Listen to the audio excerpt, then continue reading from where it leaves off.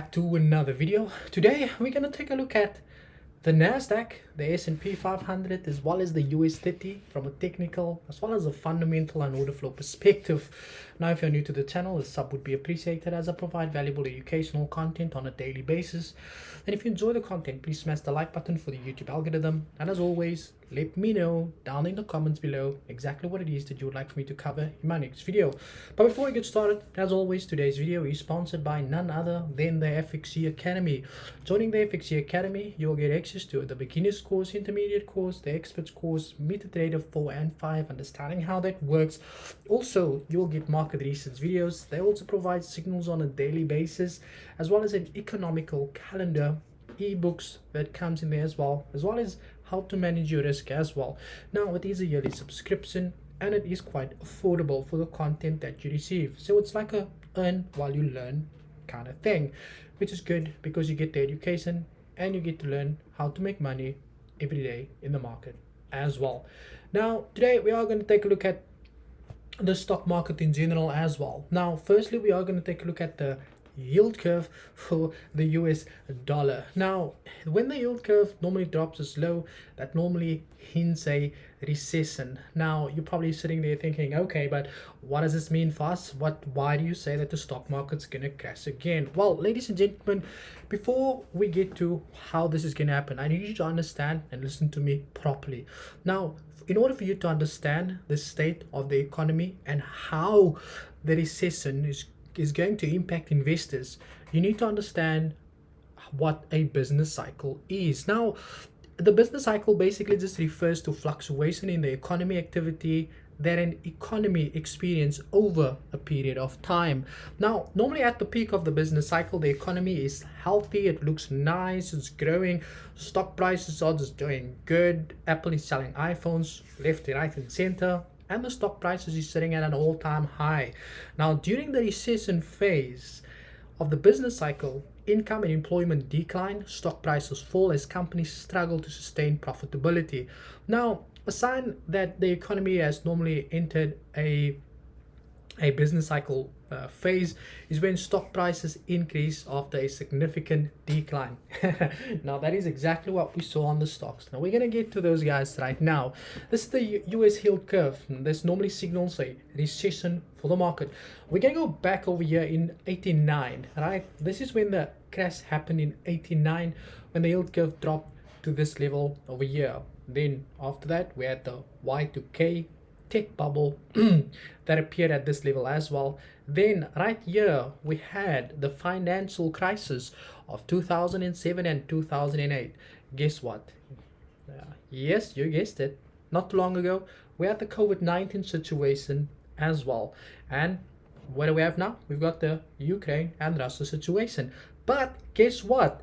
Now you probably know what happened when COVID-19 struck. It sent stock prices to the floor, and you can see how the yield curve has just decided to make a U-turn and it's heading directly for that spot again, giving us an indication that stock prices is gonna fall like a Humpty Dumpty sitting on the wall. Now let's go over to this article from Bloomberg over here. It says that 5-year and 30-year treasury yields invert for the first time since 2006, fueling recession fears. Now remember, ladies and gentlemen, it says there fueling recession fears. Now, if you've been on the channel for long enough, you would know by now that when investors get scared, they tend to sell off their portfolios because they are afraid of what's going to happen in the long term. And this, ladies and gentlemen, is a massive bearish run that definitely has investors on their feet. Now let's dive on. Let's continue. We're going to start with the NASDAQ100 from a technical perspective. Starting on the monthly time frame, what do we see? Firstly, we can see how the market had broken below this level of support and it's testing it as resistance. It doesn't mean the market had broken above that level. Also, we had this massive impulse. After an impulse, you expect a correction, and the best way to measure that correction by taking your Fibonacci from the low to the high, and you can see how the market is currently testing and rejecting the 61.8 Fibonacci level over there. Now, from a weekly perspective, what do we see? Here on the weekly time frame, it's very clear to see, like I said, the market if you look a little to the left, the market is currently testing this level over here that acted as a level of resistance, resistance, support. Again, support broke above that, came to test it as a resistance, and the market is testing that level again on the weekly. Now remember, it's only Tuesday. Okay, it doesn't mean this level is gonna hold. Trust me, people are gonna get scared and they're gonna start selling their positions very soon. Moving on the daily time frame, what do we have? Firstly, if you look left here, yes, you can see here the market is currently testing a strong daily resistance in the market here as well. Now, if the best way for us to approach the situation, I'm not even gonna say the best way, you can expect the market to fall from exactly where it is now to there. And if that doesn't hold, it's gonna fall to there. If that doesn't hold, it's gonna fall till there. And hopefully they would have had a problem to solve. That is gonna be a take profit one. That is gonna be a take profit two. And this, ladies and gentlemen, is gonna be a take profit three level for us in the market. Now these are all levels in the market that you can expect the market to pull back to. And if it wants to continue higher. Now there's a big if it wants to continue higher, which I don't think is going to happen. Next up, we do have the US30, same price action that we got here. US30 on the monthly time frame printed this head and shoulders pattern, which is considered a bearish pattern. Also printed a massive impulse. After an impulse, you can expect a correction, and a 61.8 pullback is exactly what we got over here. On the weekly time frame, market is currently testing strong support. The market acted here as support, resistance. Once again, the resistance. We can definitely expect that pullback to the continuation. We can definitely expect that pullback to the downside before the continuation. Here on the daily time frame, what do we see? Now we can see how the market printed this massive impulse. After an impulse, you expect a correction.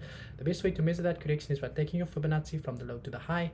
We can see we've got a 50% retracement on the market there as well. We can expect the market to pull back to this level, perhaps break, retest, and then go down.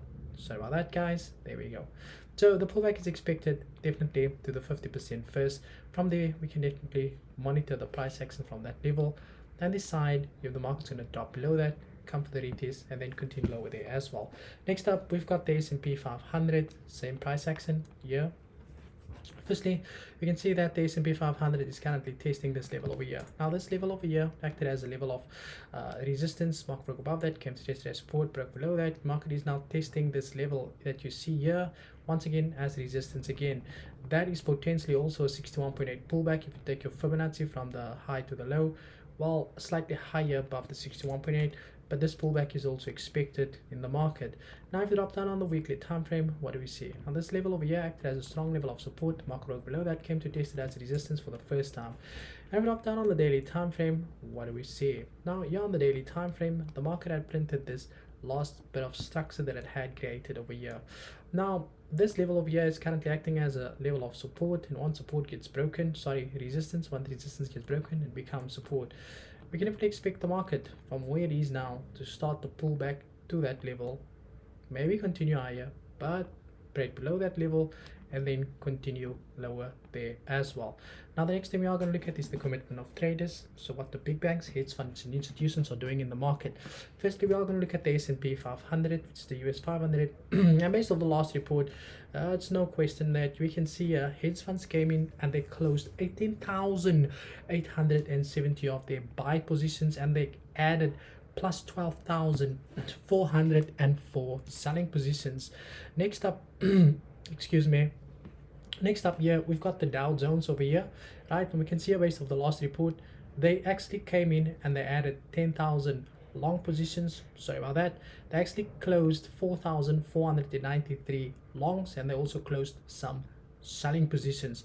The NASDAQ100 saw us close 11,583 buy positions, and they added 4,519 selling positions. Now it's clear to see what the biggest speculators are doing in the market. They're starting to close their buying positions. Why?